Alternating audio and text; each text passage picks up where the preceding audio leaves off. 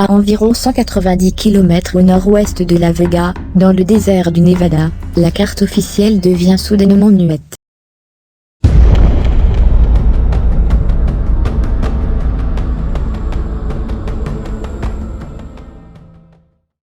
Rien de ce qui se trouve dans cette zone n'y est mentionné. Pourtant, il y a des montagnes et des ravins impressionnants, des bâtiments de bonne taille, ainsi qu'une immense piste d'envol longue de 9,5 km.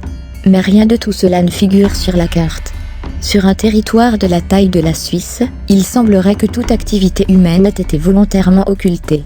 Un mystère qui dure, comme le dit le proverbe, il n'y a pas de fumée sans feu, et ce proverbe convient tout à fait à la mystérieuse base 51. Que se passe-t-il donc à Nelly Force Range, dans le Nevada, pour que des scientifiques et des journalistes sérieux entreprennent des investigations approfondies sur ce coin de désert presque inconnu?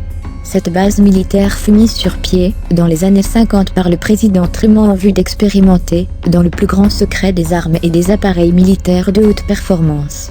Dans cette immensité désertique, se trouve la section Ground Lake, lac asséché, un site top secret connu sous le nom de Zone 51 et situé à environ 128 km de La Vega. C'est dans cette zone 51 que furent expérimentés les A-12 et d'autres engins de haute technologie. Pour en maintenir le secret, l'US Air Force en a toujours nié l'existence, alors même qu'elle a été filmée par un satellite russe. Un secteur sous haute protection, on se rend compte de son importance en observant son système de protection. La base est en effet interdite à moins de 40 km sur tout son pourtour. De plus, elle dispose d'un dispositif de protection incroyablement efficace et rapide. Son espace aérien est gardé par des radars, et à la moindre violation de la zone, des chasseurs F-16, ainsi que des hélicoptères de combat entrent en action. La partie la plus proche à laquelle on peut accéder est à 20 km au nord-est de la base. Il existe aussi un lieu connu de tous les ufologues, d'où l'on peut avoir une vue plongeante sur la base. Il s'agit du pic Tikabou de 2300 mètres. En 1998, la secrétaire de l'Air Force, Sheila Wignall, a agrandi le périmètre de sécurité de la base qui est désormais de la taille de la Suisse. Si une telle protection existe, c'est forcément qu'il y a quelque chose à protéger, et dans ce cas, nul ne s'étonnera de savoir que, dès 1955, la base était contrôlée par la CIA, et cela jusqu'en 1970, date où les services de renseignement de l'USAF prirent la relève.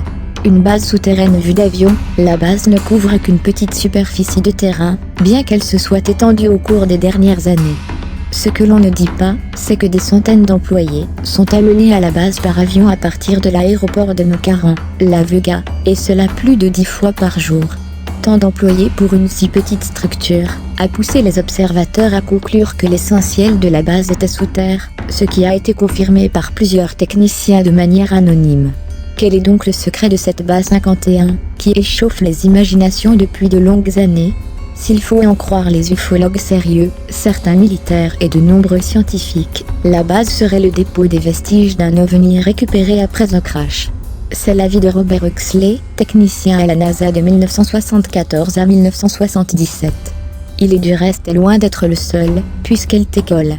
Randall Stevens du service foraine et technologie de la base de Wright Patterson est persuadé du fait.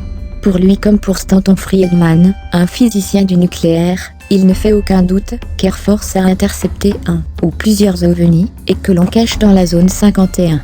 Un étrange témoignage, un certain Bob Lazar, un technicien qui travaillait dans cette zone 51, aurait osé braver l'interdit qui oblige tous les employés de la base à signer une charte imposant un secret absolu. Par cette signature, chaque employé perd une partie de ses droits institutionnels et en cas de révélation interdite, risque de se voir expulsé sans procès, dans un pénitencier d'État pour 20 ans. Ce Bob Lazar, qui devait avoir pris de bonnes précautions avant de parler, affirmait avoir vu de ses yeux ce qui est considéré comme le secret de la zone 51 et qu'il appelle la zone 54. Selon ses affirmations, seules 22 personnes connaissent cet endroit. Il s'agit de 9 hangars creusés à même la montagne et dont les portes sont dissimulées, afin qu'elles ne puissent être repérées par satellite. En pénétrant dans l'un de ces hangars, il aurait eu la surprise de voir un ovni ayant la forme d'une soucoupe. Il eut immédiatement la conviction qu'il s'agissait d'un des derniers prototypes de l'armée américaine. Cependant, lorsqu'il pénétra dans l'engin, ce qu'il observa lui donna la certitude qu'il s'agissait de la copie d'un authentique ovni. Bob Lazar admet avoir vu voler la soucoupe, et, pour prouver ce qu'il disait, il emmena un groupe d'amis, afin d'observer les performances. C'était en 1989, et les essais avaient lieu le mercredi une fois la nuit tombée. Les témoins purent même filmer les évolutions étranges de la soucoupe lumineuse. À sa troisième tentative, Bob Lazar fut intercepté et arrêté. On menaça la vie de sa femme en cas de récidive, et il fut interdit de séjour dans la zone 51. Conclusion: il faut rester prudent devant de telles informations. Cependant, les enquêtes de journalistes compétents et incorruptibles, faites à l'égard du chercheur, accréditent sa thèse.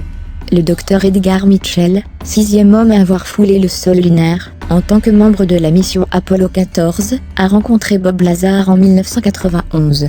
Selon lui, l'histoire serait exacte, et il admet en outre qu'effectivement un crash et une récupération d'OVNI ont certainement eu lieu. Cette opinion d'Edgar Mitchell ne nous étonne pas, car en 1998, lors du congrès international The UFO Experience les ufologues du monde entier prirent connaissance pour la première fois des nouveaux documents du Majestic. À cette occasion, l'astronaute déclara que les cosmonautes avaient vu des ovnis dans l'espace et sur la Lune.